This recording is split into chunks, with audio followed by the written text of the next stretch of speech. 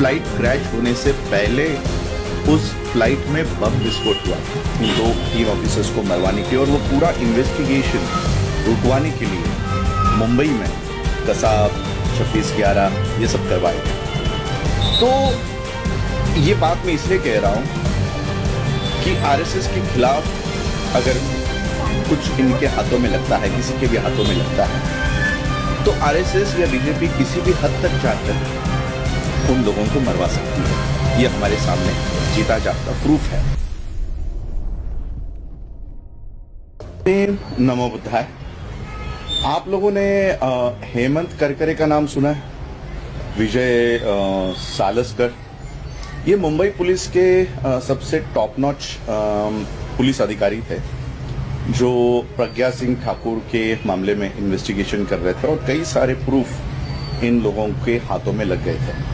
कुछ लैपटॉप्स लग गए थे, कई सारे सुराग उनको मिल गए थे, और आरएसएस के अगेंस्ट में कई सारे प्रूफ इन्होंने जमा कर लिए थे। इन 2 ऑफिसर्स को मरवाने के लिए, इन 2-3 ऑफिसर्स को मरवाने के लिए, और वो पूरा इन्वेस्टिगेशन रुकवाने के लिए मुंबई में कसाब 26/11 ये सब करवाए गए। तो ये बात मैं इसलिए कह रहा हूं कि आरएसएस के खिलाफ अगर कुछ इनके हाथों में लगता है, किसी के भी हाथों में लगता है, तो आरएसएस या बीजेपी किसी भी हद तक जाकर उन लोगों को मरवा सकती है। ये हमारे सामने जीता जागता प्रूफ है।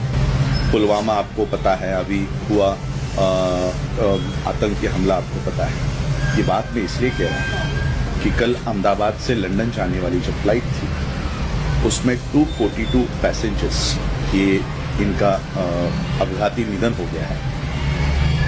अपघाती निधन हुआ है, उसमें से एक ही सर्वाइवर जो सीट नंबर 11A पे बैठा हुआ था, सिर्फ वो ही बचा है। और उसने ये बयान दिया है कि क्रैश होने से पहले फ्लाइट में बम विस्फोट हुआ था। अब इस फ्लाइट में एक्स सीएम, गुजरात के ex CM, member of Rajya Sabha Vijay Rupani भी ट्रैवल करते हैं।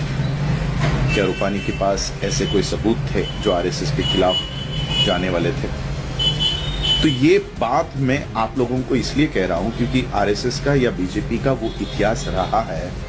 आज हम सभी लोग उन जिनका अपघाती निधन हुआ है उनको आदरांजलि दे तो रहे हैं, लेकिन इस पहलू से हमारा ध्यान भटकाया जा रहा है कि उस फ्लाइट में एक एक्स सीएम ट्रैवल कर रहे थे, और फ्लाइट क्रैश होने से पहले उस फ्लाइट में बम विस्फोट हुआ था। तभी तो seat number 11A emergency exit पर बैठे हुए व्यक्ति को वो मौका मिला और वो खिड़की खोलकर ऊपर से ही कूद गया था फ्लाइट क्रैश होने से पहले, और इसलिए वो जिंदा बचा है।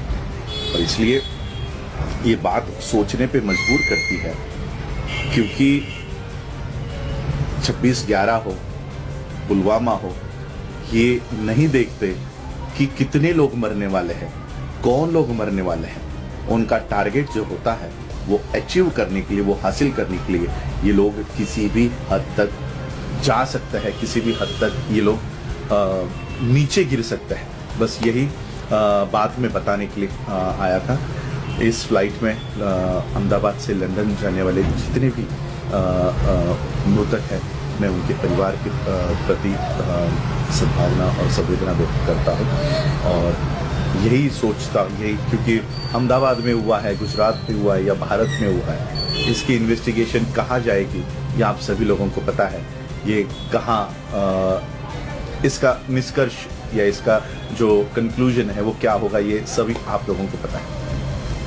अंबर जी कह रहे हैं, मुझे भी यही लगता है कि यही बात है। विजय रूपानी का प्लान में रहना कोइंसिडेंस नहीं हो सकता।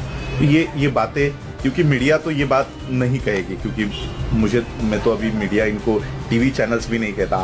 आम तौर पे जो भाषा हम यूज़ करते हैं, ये सारे दलाल लोग बैठे हुए हैं। ये जो भी एक विचार फिट करना होता है वो ये काम ये लोग करते हैं, और इसलिए मीडिया पे हमारा विश्वास नहीं है। लेकिन ये बात सोचने पे मजबूर करती है कि विजय रूपानी एक एक्स सीएम उस फ्लाइट में है, और फ्लाइट क्रैश होने से पहले बम विस्फोट होता है। ये खुद उस सर्वाइवर ने, जो एक अकेला व्यक्ति इस अपघात में बचा है, उसने ये बयान दिया है कि फ्लाइट क्रैश होने से पहले ही बम विस्फोट हो गया था। आप लोगों ने सुना। धन्यवाद। जय भीम। नमो बुद्धाय।